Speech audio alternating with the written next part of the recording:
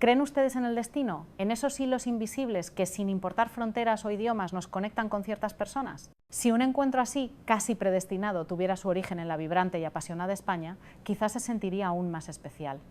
¿Qué extraordinarios sucesos les aguardaban a ellos? Mi nombre es Sofía Vargas y sirvo en el Cuerpo de Artillería del Ejército de Tierra Español. En mi destacamento, en las estribaciones de los Pirineos aragoneses, donde el cierzo frío sopla sin piedad. Trabajo como teniente al mando de una batería. Mi jornada, que cada mañana comienza con la sensación de que los dedos se me congelan, no es en absoluto sencilla.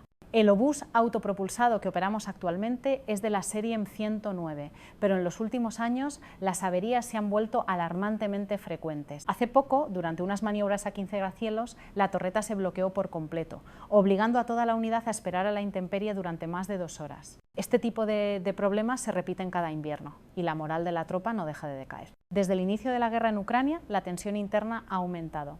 Entre los oficiales, a menudo surge la pregunta de si nuestro equipamiento actual estaría a la altura en un conflicto real. Con esto no aguantaríamos ni 2 días, es una frase que se oye con demasiada frecuencia. Por todo ello, el debate sobre la renovación de nuestro sistema de armas se ha vuelto una realidad palpable. El Ministerio de Defensa ya ha comenzado a evaluar sistemas de varios países y ha llegado a mis oídos el rumor de que el obús autopropulsado japonés tipo 99 está entre los candidatos. Mi padre, el coronel Mateo Vargas, es una figura clave en la Dirección General de Armamento y Material, encargado de la evaluación técnica. Con 30 años de experiencia valorando equipos militares, es un hombre de decisiones meditadas. Actualmente forma parte del comité que estudia la posible adquisición del tipo 99 japonés. Por su carácter, sé que no es alguien que tome una decisión a la ligera. Siempre empieza desde la duda. Durante la cena a menudo me bombardea con preguntas. ¿Funcionará correctamente en el clima de montaña? ¿Es compatible con los sistemas de datos de la OTAN? ¿Tenemos la infraestructura de mantenimiento necesaria? Cada vez que lo hace yo me limito a escuchar en silencio.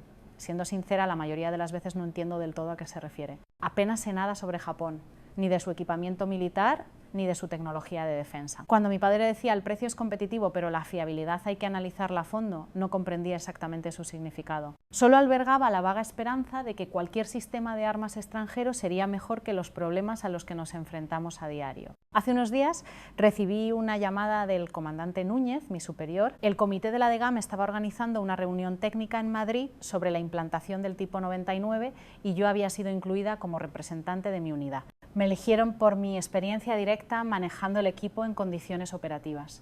Se me informó de que pronto tendría lugar una reunión técnica con el equipo japonés. La fecha exacta y el número de participantes no se revelaron por motivos de seguridad, pero supe que el grupo se compondría principalmente de personal que podría estar directamente involucrado en la operación del tipo 99. Mi papel no sería el de una mera observadora, sino el de aportar la perspectiva de un usuario real. Esta era mi primera misión de trabajo internacional relacionada con la defensa. La idea de tratar con japoneses todavía me resultaba extraña, pero era sin duda una oportunidad para comprobar con mis propios ojos si ese equipo se adaptaba a nuestro entorno. Quería ver por mí misma si era un sistema en el que de verdad podíamos confiar. En los días previos a la reunión he estado revisando todo tipo de documentos. A veces me cuesta creer que vaya a estar en un lugar así, pero es evidente que se necesita la perspectiva de alguien que maneja el equipo sobre el terreno. Espero que a través de este encuentro pueda transmitir con claridad lo que nuestra unidad realmente necesita. En aquel momento no tenía ni la más remota idea de cómo esa reunión, programada para la semana siguiente, cambiaría mi vida para siempre. La reunión comenzó 3 minutos antes de lo previsto. Al entrar en la sala de conferencias de una instalación anexa al Ministerio de Defensa en Madrid, el aire era casi sepulcral. 7 personas, incluyéndome a mí, estábamos sentadas en silencio. Todos los de nuestro lado parecíamos tensos. Era uno de esos momentos en los que nadie se atreve a pronunciar la primera palabra. Entonces él entró, Kimura Shinya abrió la puerta en silencio, un saludo escueto, una leve inclinación de cabeza, sacar su portátil y sentarse. Todo en apenas 10 segundos. No había presunción ni un solo movimiento superfluo.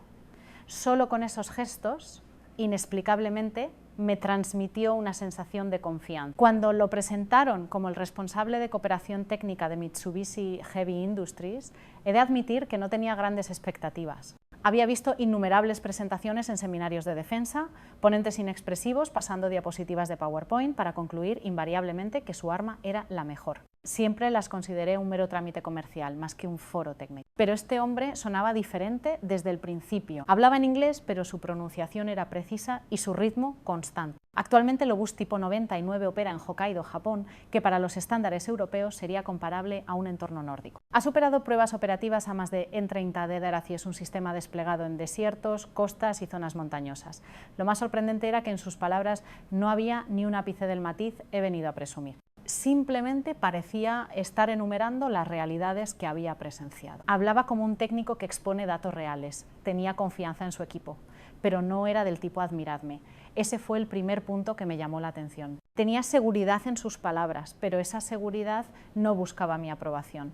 Me pareció de una forma extraña admirable. Era como si la verdad fuera su única carta de presentación, como si su mera existencia fuera la prueba. Sus siguientes palabras fueron aún más impactantes. Kimura proyectó un mapa diferente en la pantalla. El archipiélago japonés diseña sus sistemas de armas bajo la premisa de una amenaza omnidireccional.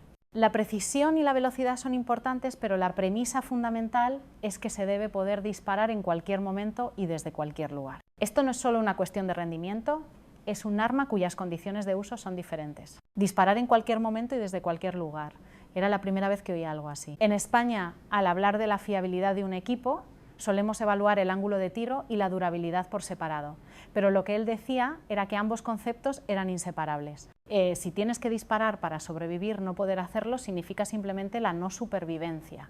Y no eran solo palabras que sonaban bien. Cuando nos mostró un vídeo del tipo 99 en la nieve a 30 Derakrades, con la torreta girando sin vacilar y disparando 3 proyectiles consecutivos con una precisión milimétrica, sentí un escalofrío. Con nuestros M109 rara vez habíamos logrado algo así a esas temperaturas. Sus palabras eran pausadas, pero extrañamente cada una se clavaba en mis oídos y se ordenaba en mi mente.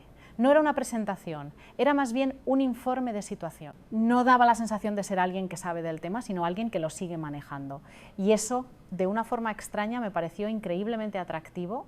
No es que mi corazón latiera con fuerza ni nada parecido, pero su imagen se quedó grabada en mi cabeza. El obús autopropulsado que tenemos ahora posee, en teoría, un gran rendimiento, pero en la práctica falla con demasiada frecuencia. Sin embargo, el tipo 99 que este hombre describía no era una teoría, sino una realidad en funcionamiento. Creo que durante la reunión lo miré más a él que a mis notas, el sutil movimiento de sus dedos tras la pantalla del portátil, la forma en que respondía a preguntas sencillas solo con la información necesaria antes de volver al silencio. Cada ángulo de su postura era exacto. Este hombre no era un simple presentador enviado por su empresa, era alguien que había manejado el equipo. Y la última frase que pronunció sigue resonando en mi memoria. Este equipo no fue desarrollado con el objetivo de ser barato. Fue diseñado bajo la premisa de combatir en un conflicto real, por lo que la tasa de supervivencia fue la primera consideración. Las cifras se pueden ajustar, pero el criterio de diseño fue si esas cifras funcionarían el día que tuvieran que hacer. Mientras lo escuchaba, me pregunté qué significaría fabricar armas en un país que vive bajo una constante tensión técnica. Para ellos, un arma no era solo un conjunto de cifras y especificaciones, sino una herramienta de supervivencia lista para entrar en combate en cualquier momento. Sentí que un equipo forjado en ese entorno tenía que ser indudablemente diferente. Cuando la reunión terminó, al levantarme, más que sentir el cuerpo pesado, tenía la mente tan llena de pensamientos que no quería moverme. Era la primera vez. La primera vez que, al oír hablar de un equipo, antes de pensar quiero usar esto, mi primer pensamiento fue ¿qué demonios ha experimentado la gente que lo ha creado? Y aquel hombre, Kimura Shinya, que me lo había contado sin mostrar la más mínima emoción, me pareció, sinceramente, un poco admirable. No era solo por su apariencia o su forma de hablar, sino por la convicción y la confianza que emanaban de su experiencia. Era como haber conocido a la persona que ya había resuelto los problemas de equipamiento con los que yo lidiaba a diario. Ese día sentí por primera vez que este proyecto no era una simple compra de material, sino que estaba conectado a la pregunta de qué tipo de ejército queríamos ser. Y en el epicentro de todos esos pensamientos estaba el nombre de Kimura Shinya. Tras la presentación de Kimura comenzó el turno de preguntas. El jefe Lázaro, nuestro responsable técnico, dejó a un lado sus papeles y dijo: ¿ha operado usted directamente este equipo? ¿O se ha limitado a organizar la documentación para la presentación? Su voz era bastante seca y aunque no había un tono concreto en su forma de hablar, me pareció que había un matiz de desdén. Parecía partir de la certeza de que, siendo ingeniero, no lo habría usado en la práctica. Yo sinceramente pensaba lo mismo. La mayoría de las presentaciones técnicas que había presenciado eran impartidas por gente sin experiencia de campo, que se limitaba a transmitir contenido teórico. Kimura, sin alterar su expresión, levantó ligeramente la cabeza y respondió con calma. Es algo que me dicen a menudo. Su tono era constante, sin emoción, pero para quien escuchaba el efecto fue aún más potente, como si estuviera acostumbrado a ese tipo de preguntas. Serví como artillero y estuve destinado en una unidad que operaba el tipo 99. También tengo experiencia en el control de tiro, la carga y el mantenimiento de la pieza. Puedo manejar el ciclo completo de fuego real, no puedo conducirlo. Eso es porque no tengo el carné. La sala se quedó en silencio. Un silencio extraño en el que nadie sabía quién debía reaccionar primero. El jefe Lázaro preguntó de nuevo, ¿quiere decir que usted mismo ha disparado? Kimura asintió. No en una situación de combate real, pero participé en ejercicios de fuego real. Sé de primera mano cómo responde el equipo en condiciones operativas. Al oír esas palabras, repasé mentalmente todo lo que había dicho hasta entonces. Su forma de hablar, la elección de las palabras, el orden de su exposición. Ahora entendía por qué todo estaba tan bien estructurado. Era la forma de hablar de alguien que ha tocado el equipo, no de alguien que lo ha estudiado en un manual. Así que fue militar, de verdad, no pude ocultar mi asombro ante esas palabras. En nuestro país, la distinción entre los ingenieros de una empresa y los militares en activo era muy clara. El ingeniero sabía de teoría y el militar de práctica, pero este hombre tenía ambas experiencias. Los ingenieros que había conocido hasta ahora siempre hablaban basándose en datos.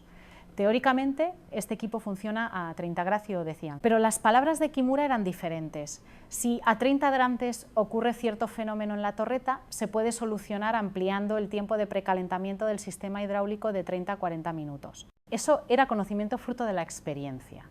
Este hombre manejaba las cifras, pero al mismo tiempo sabía cómo se traducían en la práctica.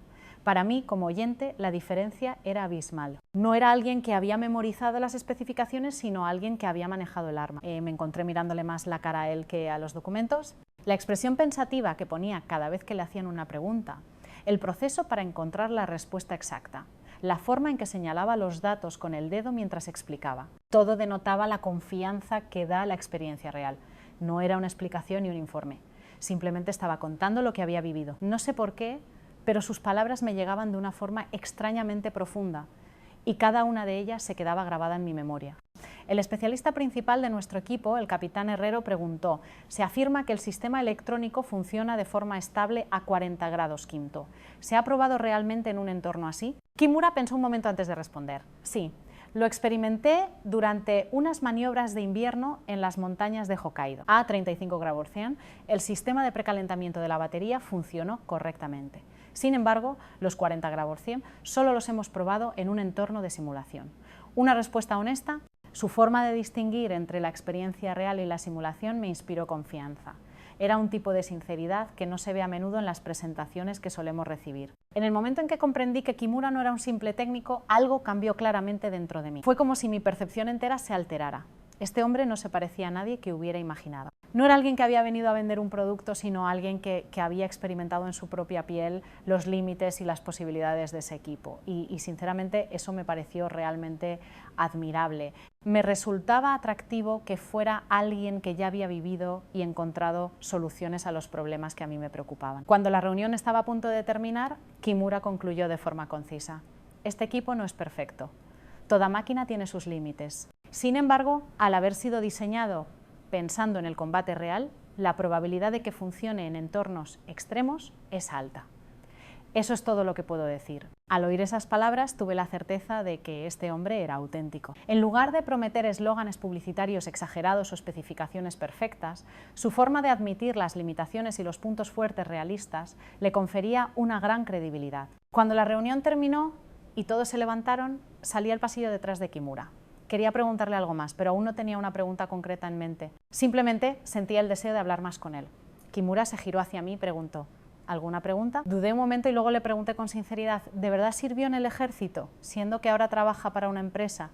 Él asintió con una leve sonrisa. Sí. Cada uno sigue su camino, pero yo quería seguir ligado al mismo equipo. Su respuesta fue simple pero sincera, y extrañamente, para mí, esa fue la respuesta más importante. Llegó el momento de recoger tras la reunión. Mientras revisábamos documentos y listas de material y todos salían al pasillo, Kimura se me acercó. Tenía muchas preguntas, ¿verdad? Si le parece bien, ¿Podríamos hablar un momento? Así fue como acabamos sentados frente a frente en una pequeña sala para visitas, en la parte trasera del edificio. Quizás por ser un espacio con la puerta cerrada, el ambiente era mucho más tranquilo. Él mantenía su postura impecable, y yo, sin darme cuenta, rompí el hielo. Si le digo la verdad, me siento extrañamente bien. Hasta ahora, cuando hablaba de artillería, nadie a mi alrededor me entendía de verdad. Mis amigos de la universidad, cuando saco el tema militar, simplemente escuchan por cortesía antes de cambiar de tema. Si digo cañón o pieza, no tienen ni idea de lo que hablo. Mientras yo hablaba, Kimura sonreía y asentía levemente, sin interrumpirme en ningún momento, y eso extrañamente me hizo sentir muy cómoda. Era como si su forma de asentir me dijera que entendía cada una de mis palabras, una sensación de comprensión que sentía por primera vez. Pero hoy, después de mucho tiempo, he sentido que de verdad nos entendíamos, con precisión, cómo se mueve un obús, qué reacción tiene cuando el cañón se congela. El hecho de que me entendiera al instante al hablar de eso me ha parecido increíble. Kimura pensó un momento y dijo en voz baja: a mí me pasa lo mismo. Creo que si viniera a Japón, esa sensación sería aún más fuerte. La mayoría de la gente que trabaja en unidades de artillería sabe de qué situación habla sin necesidad de explicarlo. Son gente que ha recibido la misma instrucción y ha sufrido el mismo frío en invierno. Tras oír esas palabras, simplemente asentí. El ambiente era de no hace falta decir nada más. La conversación había sido breve, pero sentía que habíamos compartido muchísimo. Nunca había tenido una conversación así. Incluso en el ejército, la mayoría de las conversaciones son de trabajo. Rara vez compartimos nuestras experiencias de esta manera. Kimura miró un momento por la ventana y dijo: dice que en España nadie la entiende. ¿Por qué no viene a Japón? No solo para ver el equipo, sino también para conocer a la gente que lo usa. Su propuesta sinceramente me sorprendió, nunca se me había pasado por la cabeza ir a Japón, pero en ese instante la idea me pareció increíblemente atractiva. Me invadió el deseo de ver con mis propios ojos ese mundo del que hablaba, ese lugar donde todos entienden. ¿Sería eso posible? Por nuestra parte no creo que haya problema. Kimura asintió. Podemos enviar una invitación formal desde nuestro lado, con el pretexto de recabar la opinión de un usuario real. En cuanto regrese, iniciaré los trámites. Al oír esas palabras sentí que mi corazón se aligeraba. Apenas sabía nada de Japón, pero un fuerte deseo de ir allí se apoderó de mí. No era simple curiosidad, sino el anhelo de ver por mí misma ese mundo que él describía. La experiencia de haber conocido por primera vez a alguien que entendía de verdad lo que yo decía fue algo realmente especial para mí. Días después se publicó una convocatoria interna en España para decidir el equipo de trabajo que sería enviado a Japón. Se buscaba a una persona con experiencia en la operación de obuses autopropulsados para supervisar la evaluación técnica y la cooperación en la interfaz. Antes de que se abriera el plazo para presentar candidaturas, sin pensarlo, levanté la mano. Iré yo. La sala de reuniones se quedó en silencio. El comandante Núñez me miró un momento y dijo: Vargas, ¿habla en serio? Podría tener que quedarse allí cerca de un mes. Asentí sin dudar. Sí, comandante, hablo en serio. Quiero comprobarlo sobre el terreno yo misma. El comandante Núñez me observó un instante y asintió. ¿De acuerdo? Verifiqué bien el equipo. No hay nada mejor que comprobar directamente cómo funciona en su entorno de uso. Esa misma tarde le conté la noticia a Kimura. Nos cruzamos por casualidad en un pasillo. ¿Sabe qué? Iré a Japón. Me han elegido. Yo misma me presenté voluntaria. Kimura, sin mostrar sorpresa, asintió. Me miró un momento y sonrió. Fue la expresión más cálida que le había visto hasta entonces. La esperaré. Yo mismo seré su guía. Al oír esas palabras sentí una extraña emoción. Tuve el presentimiento de que no sería una simple visita de trabajo, sino una experiencia mucho más especial. A pesar de no haber estado nunca en ese país, por alguna razón me resultaba familiar. Esa noche, al volver a casa, busqué información sobre Japón en Internet. Imágenes de Tokio, su tensa situación geopolítica, su rápido crecimiento económico, información básica. Pero lo que me venía a la mente, con más viveza que las letras y las fotos, eran la forma de hablar y las expresiones de Kimura. Era extraño. Apenas sabía nada de ese país y, sin embargo, mi deseo de ir era cada vez más fuerte. Era más que simple curiosidad, era el anhelo de experimentar en persona ese mundo donde la gente se entiende del que Kimura me había hablado. Haber conocido por fin a alguien que me comprendía fue, para mí, una experiencia verdaderamente especial. Tumbada en la cama, mirando al techo, pensé: dentro de un mes estaré en Japón. Imaginar qué experiencias viviría y a qué gente conocería me llenaba de una mezcla de emoción y nervios. Pero de entre todos esos sentimientos, el más intenso era la expectación por volver a ver a Kimura. El mundo que me había mostrado, las historias que me había contado, no dejaban de dar vueltas en mi cabeza. Después de mucho tiempo era un viaje que de verdad me ilusionaba. En el momento en que salí del aeropuerto, el ambiente cambió por completo. Hacía un frío que calaba los huesos. El aire era denso, me golpeaba la cara y parecía ralentizar mi respiración. Sentí que las yemas de los dedos, aferradas a la correa de la maleta, se agarrotaban e incluso tuve la sensación de que las pestañas se me congelaban al parpadear. Kimura me esperaba frente a la puerta de llegadas. Llevaba un anorak negro y un gorro de lana gris calado hasta las cejas. En cuanto salí, abrió el maletero del coche. Cuando nuestras miradas se cruzaron, sonrió levemente y dijo: «Teniente Vargas, bienvenida. Ha sido un largo viaje. Hoy es el día más frío de este invierno. Para las pruebas no podría haber un día mejor». A su comentario respondí con una sonrisa: «Desde luego que no. Hace más frío que en los Pirineos. Un tiempo perfecto para probar el equipo». Los ojos de Kimura brillaron. Me impresiona que diga que aquí hace más frío que en su tierra. Oír eso me da aún más confianza. Podré demostrarle personalmente que nuestro tipo 99 funciona sin problemas incluso con este tiempo. Subimos al coche y, tras un breve e incómodo silencio, Kimura preguntó con cautela: «Si no le importa, llamarla Teniente Vargas me resulta un poco largo y formal. ¿Le parecería bien si la llamo Sofía?».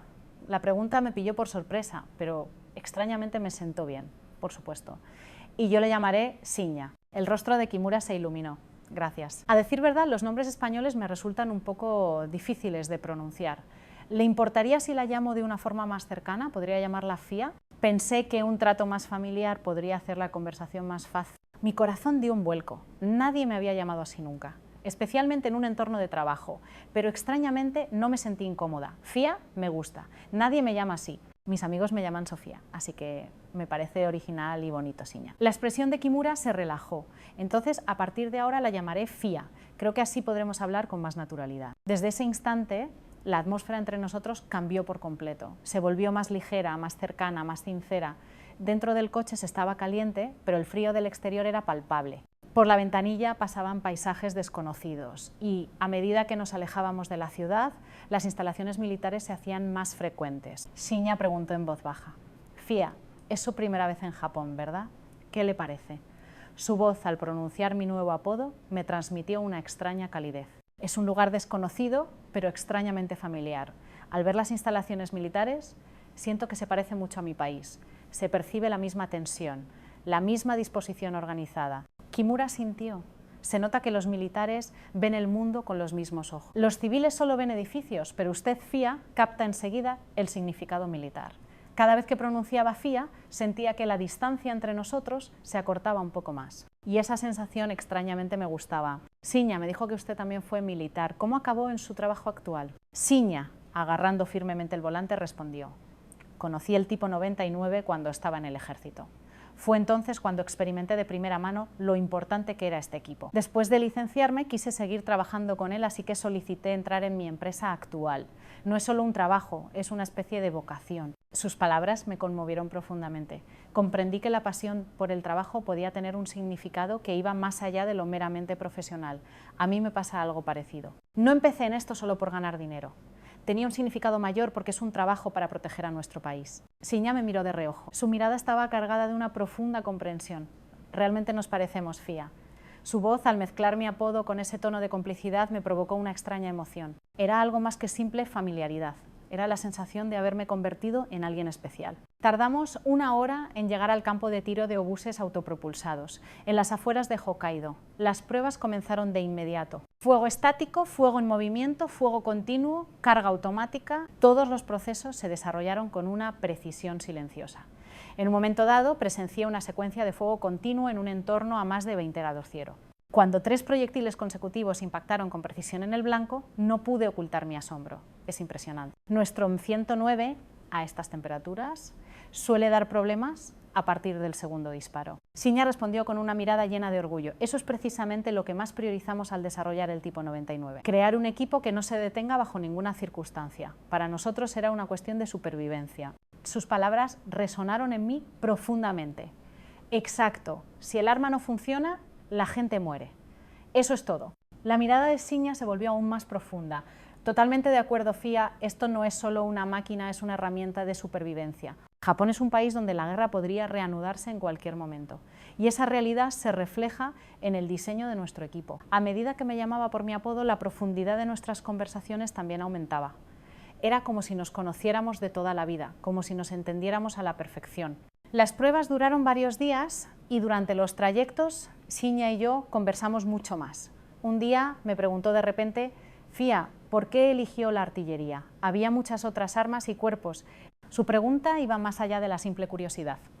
Denotaba un interés sincero por conocerme. Desde pequeña me ha fascinado la maquinaria pesada. La visión de esas enormes moles de acero en movimiento me transmitía una sensación de poder y estabilidad. Pensé que la artillería era la especialidad donde esa fascinación se llevaba al extremo y sobre todo la satisfacción que se siente cuando esa fuerza se traduce en un impacto preciso es inmensa. Los ojos de Siña brillaron. A mí me pasó lo mismo. De niño jugaba con maquetas de grandes tanques y obuses y esa sensación me ha acompañado hasta hoy. El proceso de aprender a controlar esa fuerza y a emplearla con precisión fue realmente fascinante. En ese momento sentí que se había creado una conexión aún más profunda entre nosotros. Habíamos trascendido la relación meramente profesional para convertirnos en dos personas que se entendían de verdad. Siña continuó: yo me alisté como voluntario. Pedí el arma de artillería y fue en la unidad a la que me destinaron donde conocí este equipo por primera vez. Lo mantuve, lo controlé y también disparé con él. Recuerdo que en los entrenamientos de carga A30 Gra 1, si te quitabas los guantes y tocabas un proyectil, los dedos casi se te quedaban pegados, pero seguíamos, porque en una situación real tendríamos que hacerlo en condiciones aún peores. Mientras le escuchaba sentía una empatía total. Sí, a mí me pasó igual. Una vez se me congelaron tanto los dedos que no podía agarrar bien la palanca de carga. El capitán de mi compañía me dijo: en combate tendrás que hacerlo aunque no tengas dedos. Esas palabras no se me han olvidado. La mirada de Siña cambió. En sus ojos se reflejaba una profunda comprensión, como si se hubiera encontrado con un viejo camarada de armas. Hemos vivido lo mismo, Fia. Diferentes países, diferentes equipos, pero hemos experimentado los mismos momentos. Sus palabras me llegaron al corazón. Era como haber encontrado a alguien que entendía mi alma con exactitud. Nunca había experimentado algo así. Siña, normalmente no le cuento estas cosas a nadie. Pienso que no lo entenderían. En España a menudo nos ven simplemente como militares. Siña asintió y dijo: yo tampoco suelo hablar mucho de esto. Especialmente en Japón nadie lo entiende, y menos gente que pueda empatizar. Pero hoy es un poco extraño. Siento que por primera vez estamos conectando de verdad, Fia. Al oír esas palabras sentí que había nacido un vínculo especial entre Siña y yo. Era algo que iba más allá de una simple relación de trabajo, una relación especial en la que nos entendíamos hasta en lo más profundo. El último día de las pruebas, mientras realizábamos el mantenimiento del equipo en la base, Siña me llamó de repente hacia el obús. ¿Le gustaría dar una vuelta? Conduzco yo. No tengo carné, pero como estamos dentro de la base, no hay problema. Estoy acostumbrado a manejarlo. En la mirada de Siña había una emoción especial. No era una simple propuesta, era una forma de decir que quería compartir conmigo algo que para él era muy valioso. Comprendí perfectamente el significado de su oferta. ¿De verdad? Por supuesto, me encantaría. Mi voz delataba mi emoción. Siña sonrió, satisfecho con mi respuesta. Subí al vehículo y me senté. Al abrocharme el cinturón y ponerme el casco, oí la voz de Siña directamente en mis oídos. ¿Me oye bien? La voz de Siña sonaba más cercana que nunca, como si me estuviera susurrando al oído. Extrañamente mi corazón se aceleró. Sí, la oigo perfectamente. Iniciamos el movimiento. Puede que haya vibraciones, así que mantenga la postura. Durante la vuelta, el paisaje exterior apenas cambió, pero mi mente estaba en plena ebullición. Estar subida en este equipo en movimiento tenía un significado mucho mayor de lo que había imaginado. Sentía como algo especial el estar compartiendo de esta forma tan directa el amor y el orgullo que Siña sentía por este equipo. Cuando el recorrido terminó y el vehículo se detuvo, bajé en silencio. Siña también salió de la cabina del conductor. Mientras se quitaba los guantes, preguntó en voz baja: ¿qué le ha parecido la experiencia? En su pregunta había algo más que simple curiosidad. Era como si me estuviera preguntando: ¿he compartido contigo algo que para mí es muy valioso? ¿Qué te ha parecido? Yo simplemente sonreí y dije: ha sido más que divertido. Y me he sentido muy segura, como si estuviera con alguien de confianza. Ante mi respuesta, los ojos de Siña brillaron. Ambos sabíamos que mis palabras no eran solo una evaluación del equipo. El último día de pruebas terminó antes de lo previsto. Siña fue el primero en hablar. ¿Qué le parece si vamos a Tokio? Pensé que le gustaría ver un barrio antiguo como Asakusa o quizás un lugar con vistas nocturnas de la ciudad. En su propuesta había un deseo implícito de pasar más tiempo conmigo fuera del ámbito laboral. Pude sentir su intención y yo sentía exactamente lo mismo. Entramos en una pequeña casa de té en Asakusa. Al abrir la puerta sonó un cascabel y la dueña, que estaba sentada en un rincón, se levantó de inmediato. tomen un té caliente. Hoy ha hecho mucho frío, ¿verdad? Su tono era pausado y su explicación, detallada. Mientras escuchaba el sonido del té caliente vertiéndose desde la tetera, observé el interior del local. Sentarme frente a Siña me puso extrañamente nerviosa. Hasta ahora solo nos habíamos visto en un entorno de trabajo, pero encontrarnos así, en un espacio tan tranquilo, creaba una atmósfera completamente diferente. Mientras servía el té, Siña preguntó: «Fia, es su primera vez en una casa de té tradicional japonesa, ¿verdad? ¿Qué le parece? El ambiente es realmente agradable». En España también tenemos cafés tradicionales, pero no hay muchos lugares que transmitan esta sensación de calma. Siña sonrió. Su sonrisa me pareció más cálida que nunca. Cuando estaba en el ejército, en mis permisos, solía venir a lugares tranquilos como este. Era el único espacio donde podía escapar por un momento del ruido del campo de tiro y de la tensión de la unidad. Sus palabras resonaron en mí, ya que yo también buscaba siempre espacios de calma. A mí me pasa lo mismo. En España solía buscar pequeñas cabañas en el bosque. La vida militar es un continuo de ruido y tensión, por eso necesitamos espacios de silencio. La mirada de Siña se volvió más cálida. Realmente tenemos muchas cosas en común, Fia. Lo sentí desde el primer momento que la vi. Sus palabras reconfortaron mi corazón. Era la primera vez que sentía que alguien me comprendía tan profundamente. Siña, si le soy sincera, desde que lo conocí me sentí extraña. Normalmente cuando hablo con extranjeros siento una especie de barrera, pero con usted no la hubo. Me sentí cómoda como si fuéramos amigos de toda la vida. Una sonrisa se dibujó en el rostro de Siña. Sentí exactamente lo mismo. Normalmente en estas reuniones de trabajo solo se intercambian diálogos formales, pero con usted, Fia, fue diferente desde la primera conversación. Fue como encontrar a alguien que ha vivido las mismas experiencias y las ve desde la misma perspectiva. Levanté el cuenco y bebí un sorbo de té. El calor reconfortó mi cuerpo y pareció derretir también mi corazón. Siña, ¿cómo era la vida militar en Japón? ¿Es muy diferente a la de España? Siña dejó su cuenco y se quedó pensativo un momento. Japón es un país que no ha terminado la guerra, sino que está en una tregua. Por eso la sensación de que la vida militar no es solo un entrenamiento, sino una preparación para el combate real era muy fuerte. Siempre existía la tensión de que todo podía volver a empezar en cualquier momento. Comprendí sus palabras, pero también noté la diferencia con España. En España es diferente. Como miembros de la OTAN, el concepto de defensa colectiva es muy fuerte y a menudo nos centramos más en entrenamientos y apoyo que en situaciones de combate real. Aunque últimamente, con la tensión con Rusia, el ambiente ha cambiado bastante. Siña asintió. Al final creo que la esencia de un militar es la misma. Sea cual sea el país, existimos para proteger a nuestra nación y a nuestros ciudadanos. Estuve totalmente de acuerdo con sus palabras. Y de repente me surgió una duda: ¿por qué está tan orgulloso del tipo 99? Me parece que para usted es algo más que una buena arma. La mirada de Siña se volvió de repente profunda. Tras un breve silencio, dijo con voz seria: el tipo 99 no es solo un arma, es el símbolo de la voluntad de Japón de defenderse a sí mismo. Hubo un tiempo en que Japón importaba todo su equipamiento militar de Estados Unidos y otros países, pero el tipo 99 es algo que hemos desarrollado, diseñado y fabricado nosotros mismos, y además con los más altos estándares mundiales. La voz de Siña destilaba orgullo. Un obús autopropulsado no decide el resultado de una guerra, pero esto es la prueba de que podemos decidir nuestro propio destino. La prueba de que sin la ayuda de otros países podemos defendernos con nuestra propia tecnología. Mientras lo escuchaba, me sentí profundamente impresionada. Para Siña, el tipo 99 no era solo un sistema de armas, sino un símbolo del orgullo y la independencia de su nación. Entender ese significado tan profundo me ayudó a comprender mejor su pasión. Es realmente increíble. En España, aunque tenemos una industria de defensa desarrollada, nunca he sentido ese nivel de orgullo nacional. Parece que va más allá de simplemente fabricar un buen producto. Siña asintió con una leve sonrisa.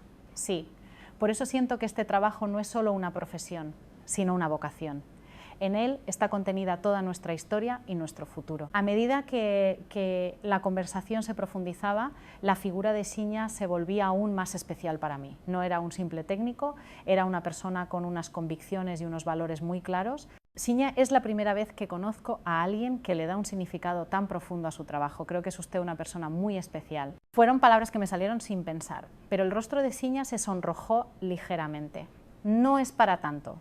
Yo solo sigo aquello en lo que creo. Terminamos el té y guardamos silencio un momento, pero no fue un silencio incómodo, al contrario, me sentí a gusto. Fue uno de esos momentos en los que la simple presencia del otro es suficiente. Al salir de la tienda, cuando le di las gracias, la dueña dijo sonriendo: dentro de poco, la primavera en Tokio también es muy bonita, mucho más suave que el invierno. La próxima vez no deje de venir en primavera.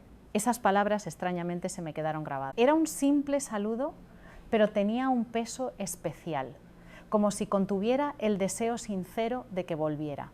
A partir de ese momento mis pensamientos empezaron a dar un vuelco. Nuestra siguiente parada fue el Tokyo Skytree. Fuimos en coche. La temperatura había bajado, pero el viento no soplaba con tanta fuerza. Desde el interior del ascensor, el campo de visión se abrió de golpe. Tokio se extendía hasta donde alcanzaba la vista, con sus calles ordenadas y las luces encendidas entre los edificios. Mientras lo contemplaba, tuve una sensación muy clara. Este país se basa en el orden. Sentí que era una ciudad donde la gente se cede el espacio mutuamente y todo se organiza sin destruirse. Shinya me observaba desde un rincón del mirador. ¿Qué le parece? La vista nocturna de Tokio. Es realmente hermosa, una sensación completamente diferente a la de Madrid. Es más dinámica y vibrante, pero sin ser caótica. Es como un organismo vivo. Los ojos de Shinya brillaron. Fía, es usted muy observadora. Muchos extranjeros solo ven Tokio como una ciudad abarrotada, pero usted ha sido capaz de encontrar el orden y la armonía en ella. Sus palabras me hicieron sentir bien. El hecho de que Shinya reconociera lo que yo veía lo hacía aún más especial. El paisaje desde lo alto de la torre era silencioso. A pesar de ser una ciudad, no había ruido y tuve la sensación de que estaba bien quedarme quieta en ese lugar. Shinya se colocó a mi lado en silencio y dijo: «Ese que se ve ahí es el río Sumida. Atraviesa Tokio y tiene un significado especial para los japoneses. Por mucho que la ciudad se desarrolle, el río sigue fluyendo sin cambios, como nuestra historia». Sus palabras parecían tener un significado profundo y de repente sentí curiosidad.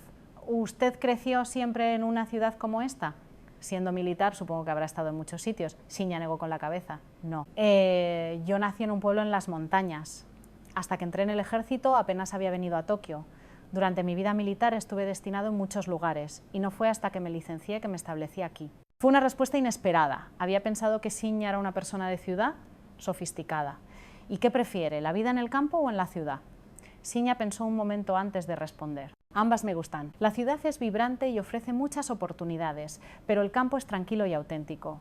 A veces echo de menos esa calma. Comprendí sus palabras. Yo también crecí en un tranquilo pueblo de los Pirineos. A mí me pasa lo mismo. Como crecí en el campo, a veces el ruido de la ciudad me resulta excesivo. En esos momentos echo de menos el bosque o el mar. Los ojos de Shinya brillaron. Otro punto en común. Fía. Cuando nuestras miradas se encontraron al decir esas palabras, sentí un extraño vuelco en el corazón.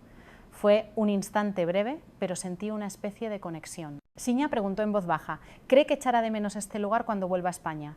Supe que su pregunta no era simple curiosidad, tenía un significado más profundo. Sí, creo que sí, respondí con sinceridad tras dudar un momento, especialmente a usted, Shinya. En el instante en que pronuncié esas palabras sentí que mi corazón se aceleraba.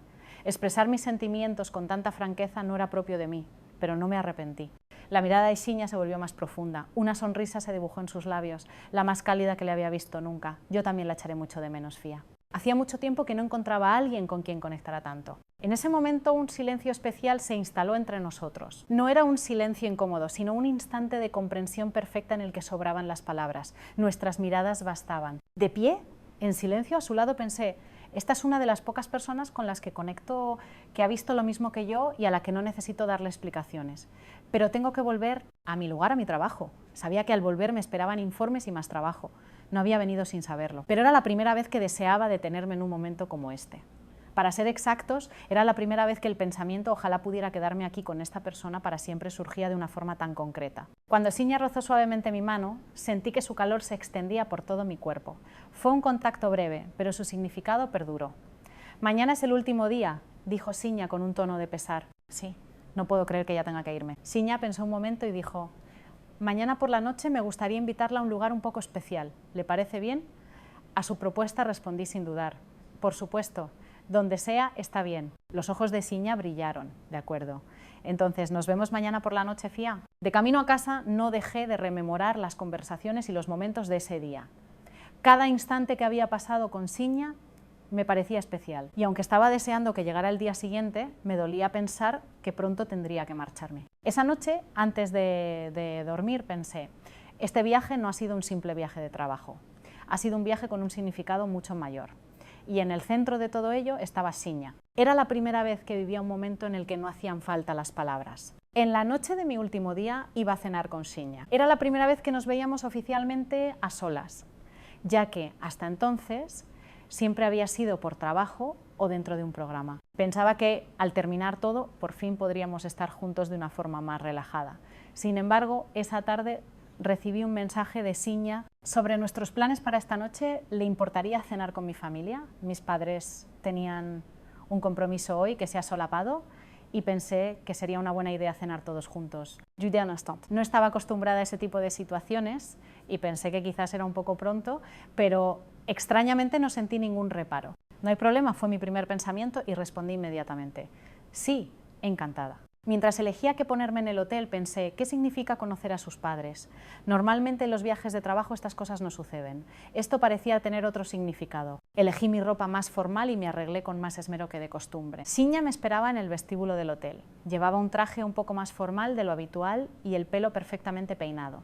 En cuanto me vio, su rostro se iluminó. Fía, está usted muy guapa. ¿Le gusta la comida japonesa? Sí, por supuesto. El kaiseki que comí ayer estaba delicioso. Siña asintió con una leve sonrisa. Hoy la llevaré a un restaurante japonés aún más especial. Mis padres están deseando conocerla. Mientras íbamos en el coche, empecé a ponerme nerviosa. Iba a conocer a gente por primera vez en un país extranjero. Y además eran los padres de Siña, lo que le daba un significado aún más especial. ¿Qué les ha dicho de mí a sus padres? Siña, mientras conducía, sonrió levemente. Solo la verdad, que es una teniente de España muy competente y seria en su trabajo, y que es la persona con la que mejor he conectado de todas las que he conocido. Al oír esas palabras, mi corazón se llenó de calidez. Me alegró saber que Siña pensaba así de mí. El restaurante era un local tranquilo de comida japonesa. Nos sentamos en una mesa en un reservado y de fondo sonaba una suave música tradicional japonesa. Los padres de Siña ya habían llegado. Al presentarnos, debieron de notar mi nerviosismo, porque su madre me hizo un gesto con la mano y dijo, «Ah, bienvenida. Teníamos muchas ganas de conocerla después de saber que venía de tan lejos». ¡Ay, qué bien quedan juntos los dos! Sus palabras me hicieron sonrojar. Siña también parecía un poco desconcertado, pero en sus ojos se leía la alegría. Su padre asintió y dijo en voz baja, «A pesar de ser la primera vez que la vemos, su forma de hablar y su presencia transmiten mucha calma. No es fácil encontrar a gente así. Seguro que este hijo mío y usted se llevan bien». Al oír esas palabras, incliné la cabeza, pero sentí que mi rostro sonreía de corazón. No fue una sonrisa forzada, fue una expresión natural que surgió de la felicidad de ese momento. La madre de Siña, mientras me servía comida, dijo, «Es la primera vez que nuestro Siña trae a casa una amiga extranjera, y encima una mujer.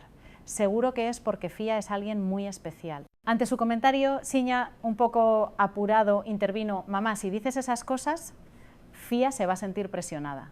Pero yo no sentí ninguna presión. Al contrario, me sentí feliz. Me hacía feliz saber que era alguien especial para Siña. Durante la cena, el padre de Siña preguntó, «En el ejército español hay muchas mujeres militares, ¿verdad? En Japón todavía no son tantas». «Sí». «En España las mujeres también son objeto de reclutamiento obligatorio en igualdad con los hombres. Actualmente cerca del 15% del total de militares son mujeres y también hay mujeres en unidades especiales». El padre de Siña asintió con admiración. «Es admirable. Siendo mujer y teniente debe de ser usted una persona muy fuerte». Siña dijo con orgullo, «Fía es realmente brillante. Tiene un profundo conocimiento del equipo y mucha experiencia operativa. Entendió nuestro tipo 90 y 9 a una velocidad asombrosa». Mientras lo escuchaba sentí una gran calidez. Me alegró mucho que Siña me valorara tanto. De repente la madre de Siña me preguntó, «Fía, ¿qué le parece Japón? Es muy diferente a España, ¿verdad?» «Sí, es muy diferente, pero extrañamente me siento muy a gusto. La forma en que la gente valora el orden, la cultura del respeto mutuo y sobre todo la comida es deliciosa». La madre sonrió con expresión de alegría. «Me alegro mucho de que le guste nuestro país. La próxima vez tendrá que quedarse más tiempo. Seguro que Siña le enseñará muchos más lugares de Japón». Ante sus palabras, nuestras miradas se encontraron. En los ojos de él había expectación y esperanza. Sin darme cuenta, asentí. «Sí, la próxima vez me encantaría quedarme más tiempo». La comida fue deliciosa, la conversación agradable, y por un momento olvidé quién era cada uno. Simplemente me sentí como una persona frente a otras, como si hubiera conocido a la familia de un amigo de toda la vida, con total naturalidad. Al salir del restaurante, la madre dijo con seriedad, «Cuando tengas la oportunidad, vuelve a vernos cuando quieras. Si haces amigos en Tokio, seguro que vuelves. Quién sabe, quizás no sea mala idea echar raíces aquí. Me encantaría tenerte como nuera. Así de mucho me has gustado». Al oír esas palabras, Siña, a mi lado, soltó una pequeña risa. Yo no pude decir nada, pero mi expresión debió de delatarme. Una extraña mezcla de vergüenza y alegría. La cena terminó. y el camino de vuelta a la base fue silencioso. No hubo palabras en el coche. Ambos nos observábamos de reojo. El coche se detuvo frente a la puerta principal de la base. Entonces Siña dijo: lo de hoy ha sido un poco repentino, ¿verdad? Y mis padres diciendo esas cosas. Pero he estado muy a gusto y quiero saber más, quiero estar más tiempo contigo, eso es lo que siento. La voz de Siña estaba cargada de sinceridad. No era un simple cumplido, sino la expresión de un sentimiento profundo. Giré la cabeza para mirarlo. En los ojos de Siña se mezclaban la expectación y la incertidumbre, como si todo dependiera de mi respuesta. La respuesta no fue larga, yo también. Yo tampoco quiero dejar pasar este sentimiento. Así que, ¿por qué no lo intentamos? Me gustaría que esto fuera el principio. En el momento en que pronuncié esas palabras, sentí que todo se aclaraba. Esto no era un simple encuentro de trabajo, sino el comienzo de una conexión realmente importante. Él asintió, sonrió sin palabras y su sonrisa iluminó mi corazón. Antes de que abriera la puerta del coche para bajar, él añadió en voz baja: la próxima vez que venga, no venga sola, venga conmigo. Sus palabras se quedaron grabadas en mi corazón. No era una simple invitación, sonaba como una propuesta de compartir la vida a partir de ahora. Cuando me cogió la mano un instante para despedirse, su calor perduró. Fue un contacto breve, pero su significado duró mucho más. Fue la primera vez que no necesité explicar mis sentimientos, la mirada de Siña, mi sonrisa. Todo se transmitía sin necesidad de palabras. Mientras entraba en la base, no dejé de mirar hacia atrás. Siña seguía allí, de pie, mirándome. Su imagen se grabó a fuego en mi pecho. Esa noche, mientras hacía la maleta, no dejé de pensar en Siña. Desde el primer momento en que lo vi hasta hoy, cada instante había sido especial. Y me emocionaba la idea de que esto no era el final, sino el principio. Mañana volvería a España, pero una parte de mi corazón se quedaría aquí, y tenía la certeza de que volvería muy pronto. De vuelta en España, preparé mi informe siguiendo el protocolo. Fuego real, respuesta del equipo, adaptación al entorno, eficiencia operativa. Había mucho que organizar, pero mi decisión ya estaba tomada. Este equipo no debe ser juzgado por su potencial, sino por la experiencia que lo avala, escribí en el informe. Evalué que funcionaba de forma estable en entornos de más de 20 gralace, mantenía la precisión en fuego continuo y era excelente en movilidad y facilidad de manejo.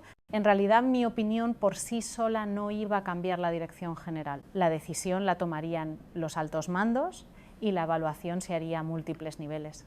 Pero al menos yo estaba convencida, este equipo era un arma suficientemente probada. Había oído que durante unas maniobras en Finlandia en clima frío, un obús autopropulsado de fabricación nórdica quedó inutilizado, mientras que el tipo 99 japonés completó su misión de bombardeo hasta el final en esas mismas temperaturas. También había informes de que en pruebas de fuego real en condiciones desérticas en Oriente Medio no se detuvo en ningún momento a pesar del calor y la arena. Que era un equipo probado en entrenamientos prácticos era evidente no solo por los datos, sino también por la experiencia operativa de otros países. La precisión, la automatización, la movilidad. Los países que ya lo habían desplegado no se habían fijado solo en la tecnología, sino en la fiabilidad. Por eso, yo tampoco tenía motivos para dudar en mi juicio. Unos días después de entregar el informe, mi padre vino a verme. Sofía, he leído tu informe. Se nota una gran convicción. Sí, papá. Lo he comprobado de primera mano. Este equipo es realmente fiable. Mi padre me observó un momento y dijo: no parece que solo el equipo te haya impresionado. Dudé un poco, pero respondí con sinceridad: sí. El país, Japón, su gente y especialmente una persona llamada Kimura Siña me han impresionado mucho. La mirada de mi padre se suavizó, así que por eso te veo diferente, más segura, más apasionada. Pocos días después se tomó la decisión. Adopción oficial del obús autopropulsado tipo 99. Contrato de suministro a largo plazo. Al enterarme de la noticia, lo primero que hice fue llamar a Siña. En la videollamada su sonrisa era la misma a través de la pantalla. Enhorabuena. Entonces, a partir de ahora nos veremos a menudo. En cuanto comience el programa de defensa, iré para allá enseguida. Sus palabras me emocionaron. La idea de volver a ver a Siña me llenó de alegría. ¿De verdad? ¿Cuándo podrás venir? Creo que en unos 2 meses el primer equipo de soporte técnico irá con el primer envío de material. 2 meses me parecieron una eternidad, pero era una espera que valía la pena. A partir de entonces, nuestras llamadas se hicieron más frecuentes. Hablábamos del informe del campo de tiro del tiempo. La vida cotidiana se convirtió en el tema de nuestras conversaciones y juntos contamos los días que faltaban para volver a vernos. La primera entrega estaba programada para 2 meses después. Coincidiendo con el transporte del primer equipo, Siña vino a España personalmente con el equipo técnico. Cuando nos volvimos a ver en el aeropuerto, la sensación fue extraña. No me pareció que viniera de lejos, sino que nos habíamos vuelto a encontrar enseguida, con total naturalidad. En cuanto me vio, el rostro de Siña se iluminó. Fia tenía muchas ganas de verte. Sus palabras fueron tan sinceras que no pude evitar sonreír. Yo también. Te he estado esperando cada día. Siña iba a quedarse 3 días en España y decidimos pasar el mayor tiempo posible juntos. De día, trabajo, de noche, quería enseñarle mi ciudad. Durante ese tiempo le hablé a mi padre de Siña. Al principio me dijo: sea lo que sea, primero hay que conocerlo antes de juzgar. También me dijo que en estas cosas había que ser prudente, que no se podía abordar la cooperación bilateral con sentimentalismos. Pero el día que se conocieron, la expresión de mi padre cambió. Durante una cena, Siña explicó con calma las características del equipo y por qué quería responsabilizarse de esa tecnología. Habló con sinceridad de la historia de Japón, de su situación de seguridad y de la importancia de la defensa autónoma en ese contexto. Mi padre, después de escucharlo todo, asintió. A una persona auténtica se la reconoce sin necesidad de palabras. Hoy lo he sentido. Desde ese día, Siña solicitó oficialmente un puesto en la sección de cooperación de defensa de Japón en España. Dijo que era posible un destino a largo plazo y está aprendiendo el idioma. Al principio, su pronunciación nos hacía gracia, pero ahora ya lo habla con bastante naturalidad. Últimamente salimos juntos todos los fines de semana, un paseo por el lago al norte de Madrid, un café cerca del Museo del Prado, a veces cogemos el metro para ir a un pequeño museo de arte. Siña me sigue a todas partes, disfrutando de todo en silencio. Y yo siento que el tiempo que paso con esta persona, que me entiende sin necesidad de explicaciones, se vuelve cada vez más cómodo y cálido. Un día, Siña me preguntó en voz baja: Fia, ¿qué va a ser de nosotros? Respondí sin dudar: saldrá bien, esto es solo el principio. Siña sonrió y me cogió la mano. ¿Tienes intención de volver a Japón? Esta vez por más tiempo. A su pregunta respondí con una sonrisa: por supuesto, pero esta vez no con un visado de turista, sino con otro tipo de visado. Los ojos de Siña brillaron. Parecía haber entendido perfectamente el significado. Ahora, esto es el principio. Creo que junto a esta persona podré confirmar siempre que, aunque los países y los idiomas sean diferentes, el tiempo que hemos vivido no lo es. Cada noche, mientras hago una videollamada con Siña, me siento llena de gratitud. Nuestra historia no ha hecho más que empezar. Y estoy llena de expectación y emoción por ver a qué hermoso viaje nos llevará este comienzo. Nos casamos 2 veces, una en Tokio y otra en España. Asistieron ambas familias al completo, y aunque hubo muchos invitados, el ambiente fue íntimo, justo como queríamos. Un lugar sin estridencias, ordenado y cálido. La boda en Tokio se celebró en un espacio con jardín de estilo tradicional. Bajo un antiguo porche colgaban farolillos de flores y la luz del sol se filtraba suavemente entre los árboles centenarios. La madre de Siña me cogió la mano con fuerza sin poder contener las lágrimas. Por fin mi Siña va a ser feliz. Al oír sus palabras, mi corazón lloró con ella. El kimono que llevé lo eligió personalmente la madre de Siña. Un kimono azul cielo con un obi rosa pálido, precioso. Al principio me sentía rara, pero cuando Siña me dijo que parecía una diosa, todos mis miedos desaparecieron. En España, la boda fue en una pequeña ermita cerca de un lago. Había nevado mucho y aún quedaban restos en el suelo, pero eso, lejos de molestar, lo hizo más acogedor. Siña quiso llevar un traje tradicional español. En el momento en que vi a Siña con un elegante traje corto, se me saltaron las lágrimas. Sentí en lo más profundo de mi corazón el respeto que sentía por mi país y mi cultura. Durante la ceremonia, Siña leyó los votos que había preparado en español. Su pronunciación era torpe, pero su sinceridad se transmitía con una fuerza abrumadora. Fia, desde el día que te conocí, supe que serías la persona que cambiaría el rumbo de mi vida. Diferentes idiomas, diferentes países, pero viviremos con el mismo corazón, a tu lado, para siempre. Mientras escuchaba esas palabras, volví a tener la certeza: este hombre era mi destino. Que aunque el país, el idioma y la cultura fueran diferentes, nuestros corazones eran el mismo. Después de la boda, mi padre siempre cuenta lo mismo riendo a la gente. Al principio le pedí a mi hija un informe sobre el tipo 99 y me trajo un yerno, pero este yerno es el informe más preciso que he recibido nunca. Bienvenido. De verdad, bienvenido. Lo que empezó como una broma ahora es casi su saludo oficial. Todos los que lo oyen se ríen y nosotros nos limitamos a escuchar con una inclinación de cabeza. No nos molesta. Sabemos que en esas palabras se resumen todos sus sentimientos. Después de casarnos, Siña fue destinado oficialmente como agregado de cooperación de defensa de Japón en España. Su trabajo consiste en el mantenimiento local y el soporte técnico del tipo 99, pero en la práctica actúa como enlace para diversas colaboraciones de defensa entre ambos países. A veces Siña me dice en broma: mi vida dio un vuelco gracias al tipo 99. Es imposible no amar a este equipo. Yo sigo mi carrera militar, pero ahora participo en programas de cooperación militar entre España y Japón. En los foros donde se comparten las experiencias y tecnologías de ambos países, siempre me siento orgullosa de representar a las dos naciones. Ahora estoy embarazada y he dejado temporalmente el trabajo de campo, pero pienso reincorporarme pronto. Ahora estamos decorando la habitación del bebé. Nuestra casa, en las afueras de Madrid, es pequeña pero acogedora. Por la ventana se ve el bosque y un lago. Y en el interior hay objetos que Siña trajo de Japón. Un pequeño biombo, una cajita con motivos tradicionales tallados y mis queridos objetos de madera españoles conviven en el mismo espacio. Hemos decorado la habitación del bebé en un tono verde menta pálido. No sabemos el sexo, pero como Siña dijo que quería que amara tanto el mar como el bosque, elegimos un color intermedio. En la pared hemos colgado dibujos inspirados en cuentos populares japoneses y mitos españoles. Queremos que nuestro hijo crezca escuchando las historias de ambas culturas. Cada noche Siña apoya la oreja en mi vientre y le habla en japonés. A nuestro hijo aún no nacido le cuenta historias de Japón, de su tierra natal y de cómo nos conocimos. A menudo me emociono al verlo. Pienso en la suerte que tiene este niño de tener un padre tan tierno. El espacio en el que vivía, siempre en estado de alerta, ha cambiado a un espacio donde hay alguien esperándome, donde se oyen risas tranquilas. Al principio me costó acostumbrarme a este cambio, pero ahora esa calidez forma parte de mi vida. Mi padre, al ver las ecografías, parece tan feliz como si ya tuviera a su nieto en brazos. Una doble alegría, dice. Llega el equipo y llega el nieto. En mi vida he tenido una batalla tan pacífica. Todos nos reímos con su comentario, pero no se me escaparon las lágrimas que asomaban a sus ojos.